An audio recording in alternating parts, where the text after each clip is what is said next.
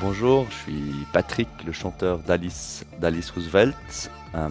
On est 5 musiciens dans le groupe. Il y a David et Mike à la guitare, on a Cyril à la basse et Théo à la batterie. On vient de Nyon et on fait de la musique, enfin ce projet-là depuis 2 ans et demi, mais on fait de la musique ensemble depuis bientôt 12 ans, 12-13 ans.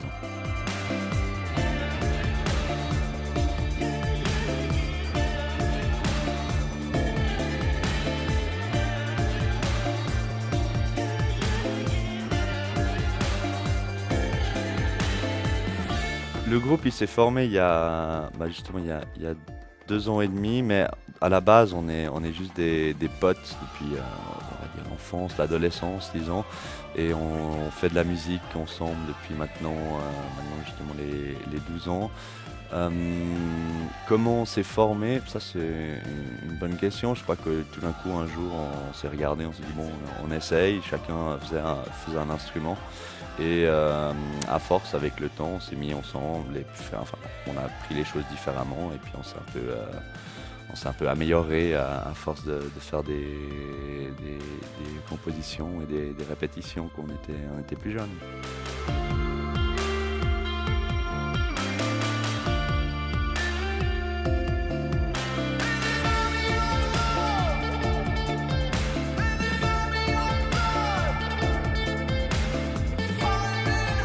Le nom Alice Roosevelt, c'est une longue histoire que j'ai essayé justement de faire courte. À la base, quand on a démarré ce projet, on s'était dit oui, ça serait bien, en fait, ça serait rigolo d'être 5 garçons comme on l'est à faire de la musique et d'avoir un nom de femme pour défendre justement ce nom de femme. Après, on s'est dit bon, ben, du coup, il nous faudrait peut-être un nom féminin. Et Alice Roosevelt, c'était notamment, enfin, encore une fois pour faire courte, c'était une chanson qu'on avait avec notre ancien projet Joseph of the Fountain. Donc on faisait un petit clin d'œil comme ça à ce qu'on faisait auparavant. Et en plus de ça, on aimait bien aussi le personnage sans forcément faire un master sur le personnage Alice Roosevelt qui est donc la fille de Theodore Roosevelt, le président des États-Unis. Et du coup, ce qui était intéressant, c'était d'avoir ce personnage qui représentait bien un peu l'esprit, dans le sens où elle est, par rapport à sa situation sociale, elle avait toujours un côté très rebelle comme ça, et très, on va dire, punk. Et ça, le tout a fait que ce nom s'est imposé à nous comme une évidence.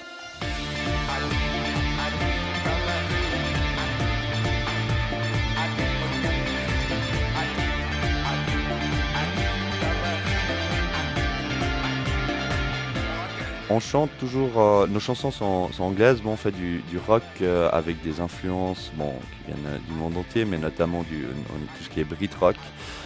J'ai l'avantage d'être d'origine britannique, du coup à la base je faisais de la batterie, ça il faut le dire, mais ça c'était il y a fort longtemps. Je faisais de la batterie il y a fort longtemps et j'ai pris la voix parce que en fait j'étais anglophone et puis que j'avais le seul à avoir un peu l'accent. Après du coup on fait avec ce qu'on a et on développe comme ça, mais l'anglais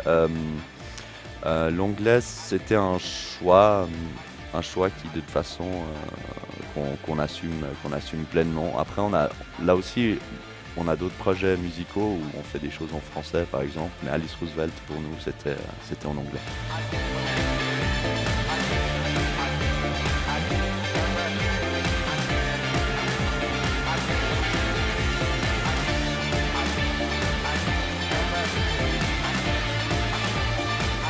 Je pense que les gens, ce qui peut leur donner envie de justement nous découvrir, c'est tout d'abord d'être curieux, de s'intéresser justement que ce soit à la musique en général, mais aussi à la musique plus locale, plus régionale, la musique suisse. Et après, nous, ce qu'on peut faire pour attirer l'attention des gens, c'est d'être présent, d'être visible, entre guillemets, dans leur vie. C'est justement de faire des concerts pas trop loin de chez eux, mais ensuite il faut que les gens viennent, il faut justement qu'ils soient curieux. Je pense que ça dépend de nous, il faut effectivement qu'on soit présent sur la scène musicale, mais il faut aussi que les gens, disons, fassent l'effort, entre guillemets, d'aller voir faire l'effort, d'aller voir un concert. Donc, je pense que c'est donnant-donnant. Je pense que les artistes ou musiciens en Suisse ou en Suisse romande doivent justement faire un maximum de concerts pour pouvoir être visibles. Mais effectivement, de l'autre côté, il faut aussi que le public joue le jeu et vienne se déplacer pour aller voir les musiciens locaux.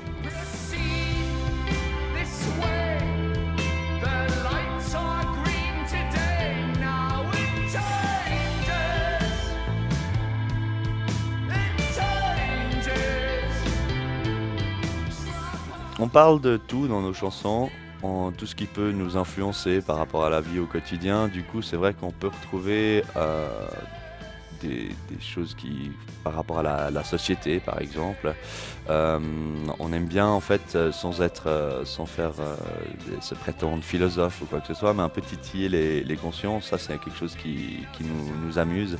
Qu'à la fin d'un morceau, on se dit ah oui, et puis peut-être que ça, non seulement il y a la musique, la mélodie, mais qu'il y a peut-être quelque chose qui puisse nous faire réfléchir. On aime bien, on a un morceau, par exemple, la Pregunta, qui est sur donc ce dernier EP, l'exercice c'était d'écrire sur un film, et ça explique bien en fait là où je veux en venir, dans le sens où le film, c'est le secret dans ses yeux, El secreto de sus ojos, désolé pour mon espagnol. C'est un film de José Juan Campanella, qui était facilement, comment dire, qui a été récompensé à Cannes notamment. Et en fait, à la fin de ce film, je vais pas le spoiler non plus, à la toute fin, on arrive et il y a effectivement quelque chose qui se dit, mais est-ce que j'aurais fait pareil? Est-ce que c'était juste de faire comme ça? Est-ce que j'aurais fait ça moi-même, etc. Et le film, la façon de faire, c'est comme ça qu'on voit la musique aussi. C'est qu'à la fin d'une chanson, si en plus d'avoir apprécié, ça peut réveiller quelque chose, nous on trouve ça important.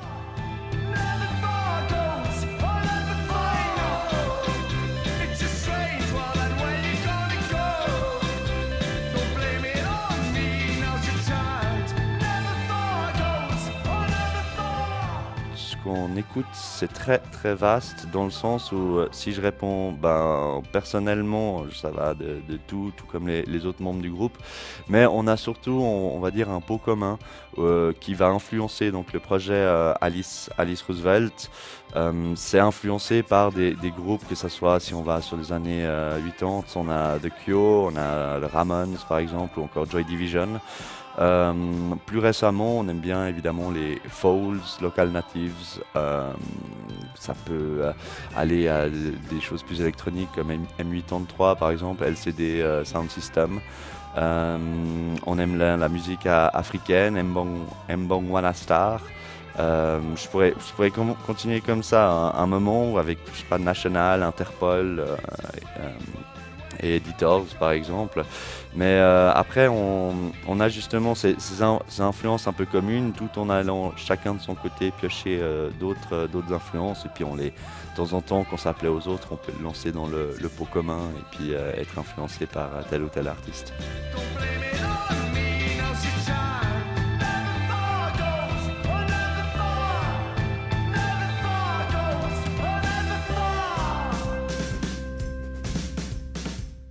Qu'est-ce qui fait qu'un musicien se démarque plus qu'un autre?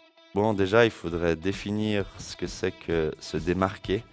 Après, il y a comment chacun voit peut-être interprétation différente de se démarquer? Est-ce que c'est justement faire, par exemple, je sais pas, Bastian Baker, et puis d'être très présent dans tous les médias en Suisse, par exemple, sur toutes les radios, etc.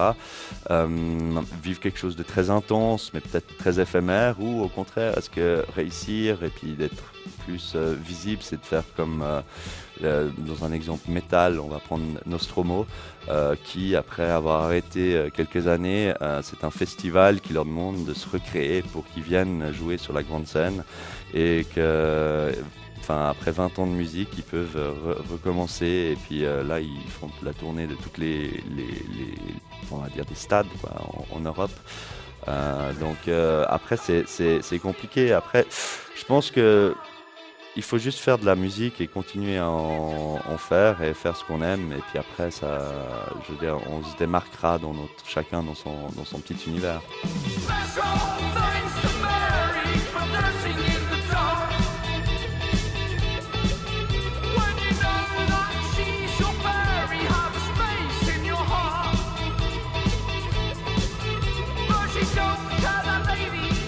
Nos clips sont souvent en fait, on mandate des gens pour les faire, disons.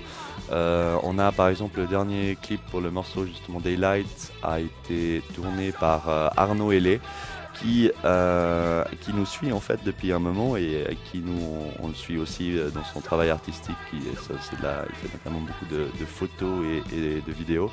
Et il était sur Paris pour justement des shootings photos, et on lui avait demandé s'il avait le temps justement d'inclure un clip à son voyage, ce qu'il a fait avec merveille, et puis du coup c'est ce qui est disponible sur internet, allez le voir. Le premier clip, c'est avec Mefatan que nous avons travaillé. Là, c'est dans un autre contexte, parce qu'on a eu la chance de gagner un concours à travers son projet, et à travers le festival des hivernales à Nyon. Après, nous, on a fait des clips peut-être auparavant, où on faisait on filmait, où on essayait parfois, on se met pas forcément nous-mêmes en scène, mais on était réalisateur, en guillemets, du projet. Mais je pense que nous, on est musiciens, et donc on sait faire de la musique, on sait pas faire des vidéos. Donc on préfère donner ce travail à des gens qui savent et qui maîtrisent très bien le domaine.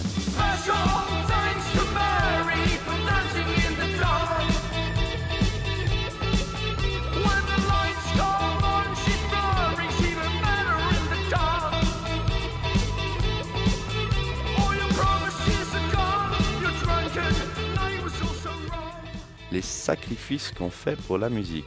Alors là, pendant longtemps, je voyais la chose comme ça aussi, en me disant on sacrifie tellement de choses. Par exemple, on peut prendre des exemples bêtes, hein, mais là, ça fait 10 ans que pour ma part, j'ai pas eu de vacances, parce que toutes mes vacances, c'était justement pour faire de la musique, être disponible pour la musique. C'est clair qu'aucun de nous n'est cadre dans une banque, et on n'a pas d'enfants, parce que ça sera difficilement joignable avec une activité musicale là qui est, je pense, qui nous prend un 50%, en tout 50% du temps. Effectivement, c'est pas mal de temps à disposition, disons, que pour la musique. Donc, on rate des choses que d'autres gens apprécient, mais voilà, c'est un choix de vie, c'est un style de vie qu'on a pris différemment, et ça nous déplaît pas. Mais là, on regarde moins ça avec un sacrifice. Le sacrifice, c'est surtout de devoir sacrifier le temps de musique, justement. Si on se prenait comme des musiciens, considérés comme des musiciens professionnels, c'est le temps qu'on passe à la musique qu'on doit sacrifier pour aller faire autre chose, pour pouvoir faire de la musique et pouvoir être disponible au concert, pouvoir être disponible pour des interviews, pouvoir être disponible pour toutes ces choses qui entourent la musique. Et si on pouvait avoir un peu plus de reconnaissance, par exemple, je sais pas, je veux dire de l'État, par exemple, ou avoir un statut d'intermittent du spectacle comme ils ont en France, des choses comme ça, on pourrait plus facilement concilier les deux, et il y aurait certainement plus de groupes de musique, et plus de jeunes continuent à faire de la musique parce qu'ils voient qu'il y a une solution. Euh, pour notre part, disons, enfin, voir qu'il y a une solution, enfin, voir qu'ils sont soutenus, parce que c'est vrai qu'il y a des jours où on est un peu tout seul. Donc le sacrifice de la musique, on le voyait, ouais, longtemps dans un sens, mais en fait, je crois qu'il faut qu'on le regarde dans l'autre sens et se dire, ben voilà, on est musicien professionnel, on passe, je sais pas, je dirais 30 heures par semaine là-dessus, et on gagne 0 franc. Et alors que derrière, il faut quand même, on a tous des loyers, une vie à mener, donc c'est compliqué, mais le jeu en vaut la chandelle. But if honestly we all disagree, God's man will decide. And night can fear that light appears and the daytime will arise. He's been watching you fall. Watching you fall. He's been watching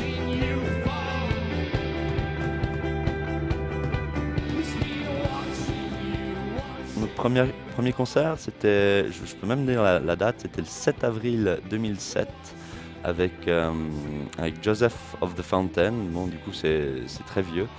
Ouais, ça fait 10 ans gentiment, notre premier concert. C'était dans notre local. On avait invité des groupes amis.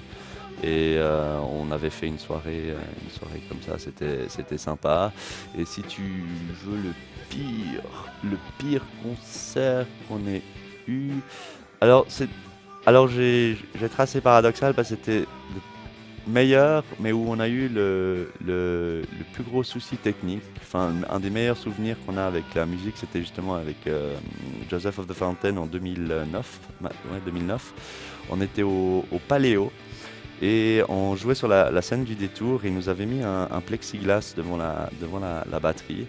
Et par malheur, pendant le concert, le plexiglas a fait tomber une cymbale. Et la cymbale est tombée derrière l'ampli basse et a tranché le câble. Donc, c'est complètement improbable, on est d'accord. Mais du coup, on s'est retrouvé en plein concert avec tout d'un coup, évidemment, l'écran qui tombe et la basse qui s'éteint. Et personne ne comprenait pourquoi. Techniquement, on s'est dit, évidemment, le bassiste, il a regardé ses trucs, il a fait le tour, mais personne ne voit dans le noir derrière qu'un câble avait été sectionné.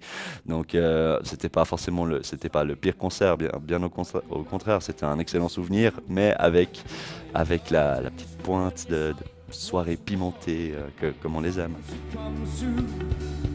Ironically, now your mind's set free. No children shall be born until we contemplate every mistake that the system's ever done. It's been watching you fall.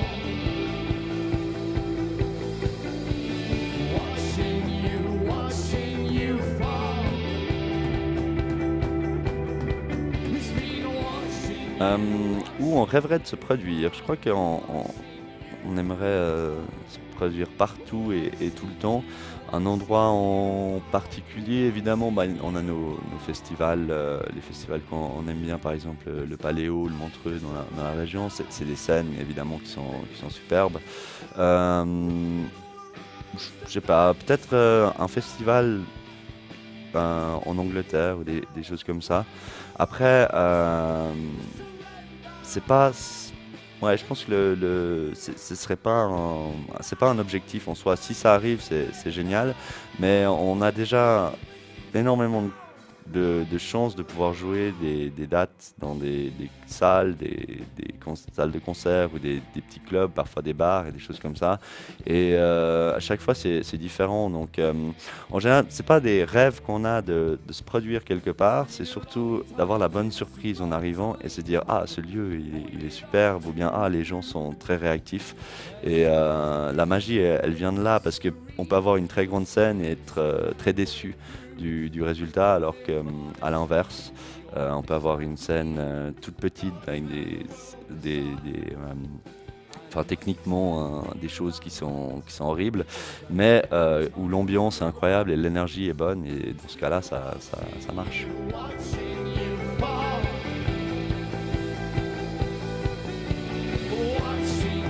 Watching you fall.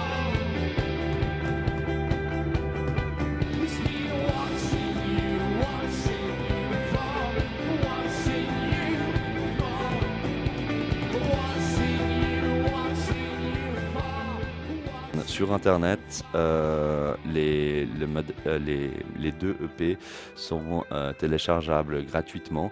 Maintenant, on est aussi distribué du coup pour les vinyles. En fait, on ne fait pas d'albums CD, on a produit des vinyles et ils sont distribués en Suisse via Irascible.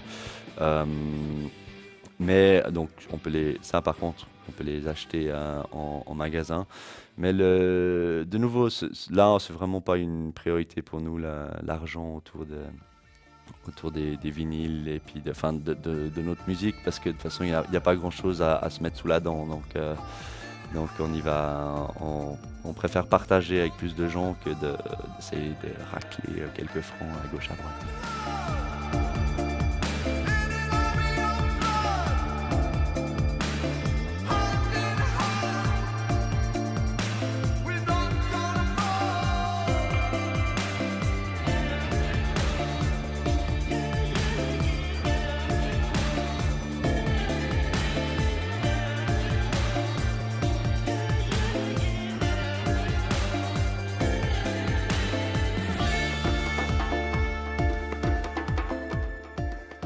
Alors les gens qui nous découvrent et qui veulent nous trouver, ils peuvent nous trouver en concert surtout, en live. Pour ça, du coup, il faut voir notamment, on a une page Facebook, on a une page Tumblr, mais je pense que le plus simple c'est de mettre Google Alice Roosevelt Band, tac, et je pense qu'on sera dans la liste. On a une page MX3 aussi par exemple.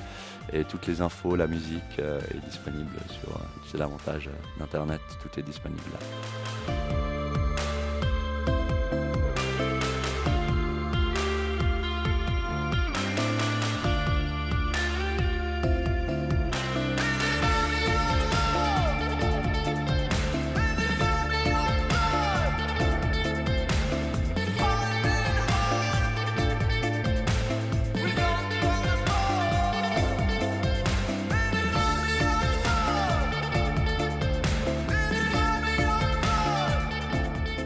Alors là, tout prochainement, on sera à Crans-Montana lors du Caprice Festival. On sera au Festival Off.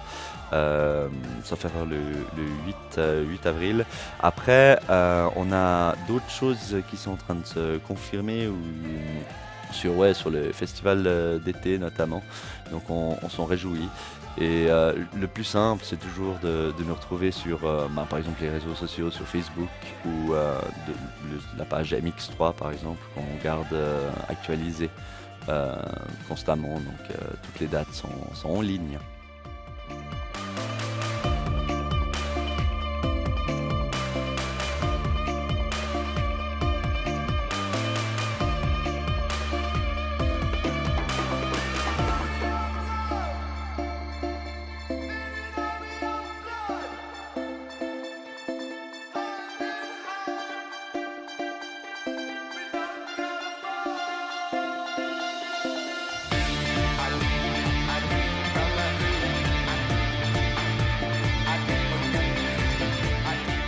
Alors on travaille sur la suite, on a évidemment des idées à l'appel, on continue dans la même direction qu'on fait. En fait le but c'est on regarde jamais en arrière avec ce qui a été fait. Maintenant on a sorti donc le deuxième EP récemment et maintenant disons que ça c'est fait, on y met c'est derrière nous et on continue à voir devant, et devant nous il faut qu'on continue on aime bien composer des morceaux, continuer, garder justement cette productivité, disons, bon j'aime pas trop ce mot, mais disons effectivement il faut qu'on continue à composer, à se faire plaisir comme ça, et après le reste vient de façon assez naturelle.